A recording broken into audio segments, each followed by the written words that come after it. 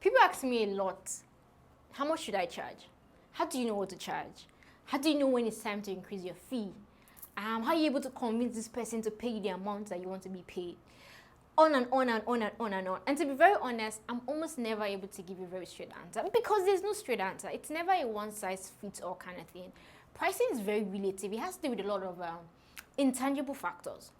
But in this video, I'm going to attempt to break it down for you. I'm going to attempt to break down the psychology of value, of cost, the things to consider when trying to communicate value or when trying to attach a cost to what it is that you have to offer. What things do people pay attention to? What things do they take into consideration? What things should you take into consideration when you're trying to persuade somebody or when you're trying to communicate what your value is?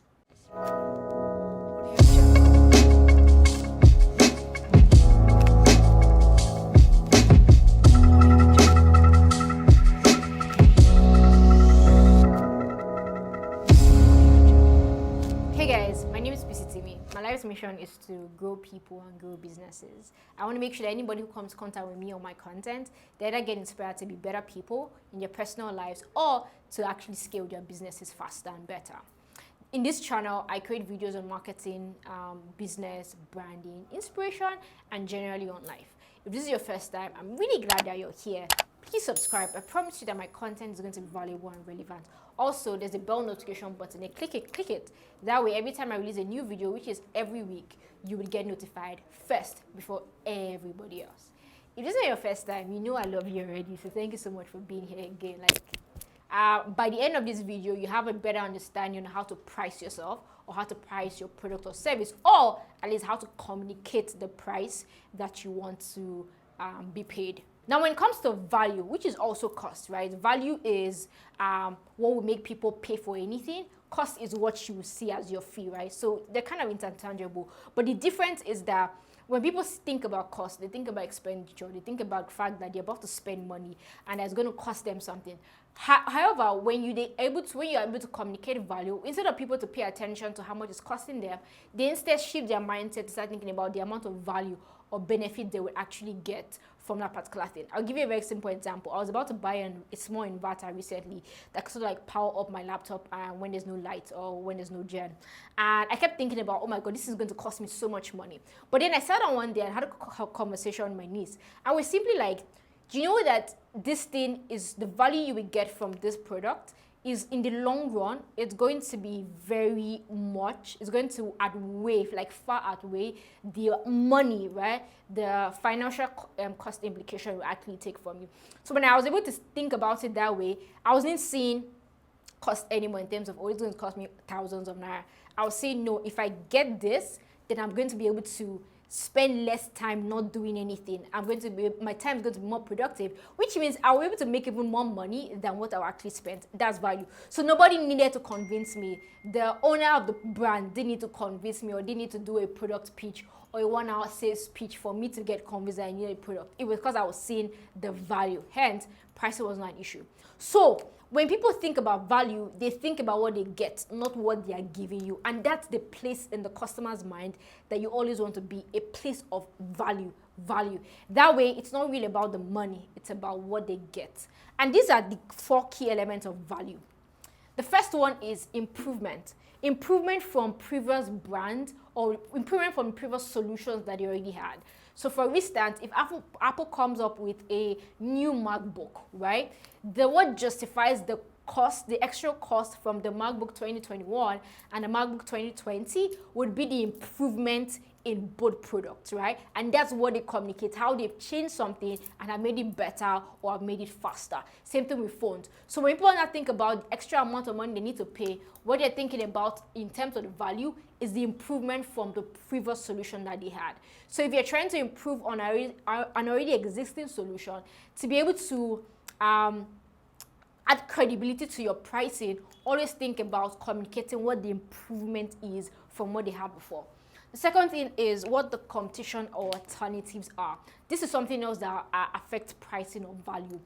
If there are other people, doing this exact same thing that you're doing, what is their cost, or how much are they costing it at, or how much are people paying them for it, how much are people saving from using their product or service. Also, what is the differentiating factor between their product and yours. So competition always has a big thing to do with the kind of the value you're able to attach to your product. Because if you guys are offering exactly the same thing and the pricing is lower, there's a tendency that people might want to flock towards your competition. Another thing under that is alternatives. Sometimes the thing to worry about is not really your direct competitor, it's the alternatives, right? A good example would be if I'm producing sugar. There's Sugar A, which is my brand, and there's Sugar B, which is a competitor brand. When I'm thinking about competitor, Sugar B would be my competition, right? Or what I will be considering. However, honey is going to be an alternative. So there's the part where I now also have to consider what other alternatives do people have to my product or my service, and what will be the cost of value implication when people compare both. Would people actually go for honey because honey is less expensive, right, than my product? Or would they go for it because it's more expensive? Or how would you communicate the value of sugar so people do not consider the alternative of honey and go rather for the main product I'm trying to sell, which is sugar? And all they need is just something to sweeten their tea, right? You want to take into consideration your competitors and your alternatives, and actually weigh yourself and benchmark their pricing or their value offerings with yours. So when you're communicating, you have really good information to be able to actually convince your customer that you're the right person. The third thing is pain points, and this is super important. Like, forget what you're improving in the existing product, forget the competitors or the alternatives in the market, and think about the pain point of your customer. That's the most important thing, because if you can hit their pain points, let's call it the sweet spot, it doesn't matter how much you call. They will think about it, they will consider it, and as long as they have that money, they will bring it out. Sometimes even when they don't have the money, they will look for and they'll actually give it to you. So whenever you're trying to communicate the value of your product, think about, first of all, who is my target audience and what exactly do they need and why do they need it? Because if I'm able to hit the what and the why of their needs, that would totally be their buying motivation. And when I communicate to them, because I'm hitting their what and their why, instantly they're like, yeah, this person is exactly who I needed in my life. So when you're able to hit people's pain points, right, literally there's no cost that is too high, because they can see that what you have to offer is exactly what they need, right? So it's all about being able to spot problems and solve the problems. And when you're thinking about pain points, sometimes you see a gap in the market and you're able to fill that gap. Other times you create a gap, but you communicate it in such a way that people realize that, oh my God, this is something that I never knew that I needed until this person said that this is what they have to offer. And those are people who are creating their own markets. And then the brand. And I think this is, aside pain point, this is one of the biggest factors to pricing. Because you can take away every other thing, but if you bring forth a strong, a credible brand, people will flock after you. Brand equity is such an amazing factor that it's by unconsciously, it is what guides almost everybody's buying decision. It is what makes customers to be loyal for years, and they don't even realize, or they don't even know why they're loyal. But it's the brand. It's the reason why whenever I see a Nike shoe, my goodness, my heart will just start beating faster. It's the brand. It's not necessarily pain point. It's not necessarily the improvements of the style. It's just, I like the brand, right? The brand rocks. So what you want to do is you want to build your personal brand or your business brand to be so good, to be so credible, to give such an amazing experience, to give lots of incentives, to be the go-to person in that niche, so that every time you come out, people are like, I mean, but it's you. I mean, because it's this brand. I mean, yes, it's more expensive than everybody else, but it's this person. There are people who would offer the same thing that I offer, and maybe even doing way better than me. But because they don't have a brand as strong as I am, they will never be able to call a price that I can call, right? And even when they call that price, people will look at them and be like, dude, what's your problem? Why do you think I'm going to give you that amount of money? So it's always about branding. It's all about being able to build a credible brand for yourself. It's all about brand equity. How can you make sure that you're relevant, that you're able to differentiate yourself, and you're able to fulfill your promise consistently over a period of time? How can you make sure that you have top of mind awareness, so that when people are thinking about a problem or a niche or an industry, your name is the first one that comes up first? That's top of mind awareness. You want to take time to build that, so that every time that people see your costing, they think about your brand.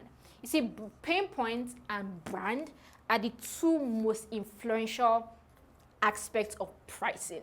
If you can hit the pain point and you have a strong brand, I promise you, you can quote almost any amount of money and people will convince themselves that you are worth it, or that your product or your service is worth it.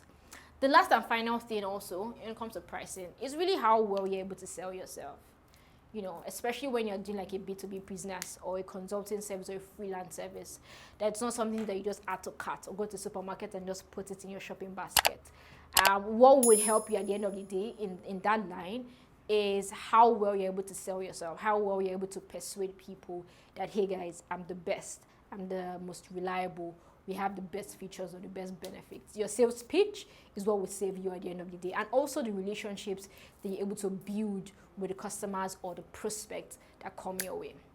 I hope I've been able to teach you something or a thing or two about pricing. Let me know what you think below. Let me also know if you have any pricing hacks, because I want to learn about how to price or how to bill people a lot of money. So I'm definitely always willing to learn. But hey, thank you for staying to the end to watch this video. My name is Itimi. Don't leave this channel without subscribing. Peace out.